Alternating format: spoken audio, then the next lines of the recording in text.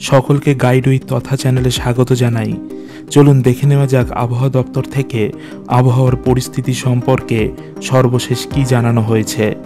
আলিপুর আবহাওয়া দপ্তরের তরফ থেকে জানানো হয়েছে, শুক্রবার পর্যন্ত উত্তর এবং পশ্চিম মধ্য বঙ্গোপসাগরে ঘন্টায় 40 থেকে 50 কিলোমিটার বেগে ঝোড়ো হাওয়া বইতে পারে। উত্তাল থাকবে সমুদ্র। সেই পরিস্থিতিতে বৃহস্পতিবার পর্যন্ত মৎস্যজীবীদের সমুদ্রে যেতে নিষেধ করা হয়েছে। আবহাওয়া দপ্তরের পূর্বাভাস অনুযায়ী আজ উত্তরবঙ্গের দার্জিলিং, জলপাইগুড়ি, কালিম্পং, আলিপুরদুয়ার, কোচবিহার, উত্তর দিনাজপুর, দক্ষিণ দিনাজপুর এবং মালদাতে বিক্ষিপ্ত বজ্রবিদ্যুৎ সহ বৃষ্টির সম্ভাবনা রয়েছে, তবে ভারী বৃষ্টির পূর্বাভাস নেই। বুধবার ভারী বৃষ্টির সম্ভাবনা দক্ষিণবঙ্গের পূর্ব মেদিনীপুর, পশ্চিম মেদিনীপুর, হুগলি, পূর্ব বর্ধমান, পাশাপাশি কলকাতাতেও বৃষ্টির সম্ভাবনা রয়েছে, তবে হালকা থেকে মাঝারি বৃষ্টি হবে।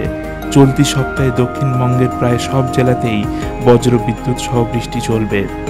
আবহাওয়া দপ্তর জানাচ্ছে, আগামী 7 দিন দক্ষিণবঙ্গের সবকটি জেলাতেই হালকা থেকে মাঝারি বৃষ্টি হতে পারে।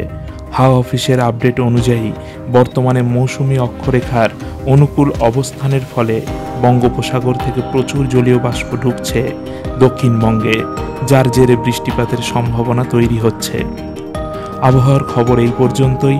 আবহাওয়া সংক্রান্ত খবর পেতে চ্যানেলটিকে অবশ্যই সাবস্ক্রাইব করে রাখবেন।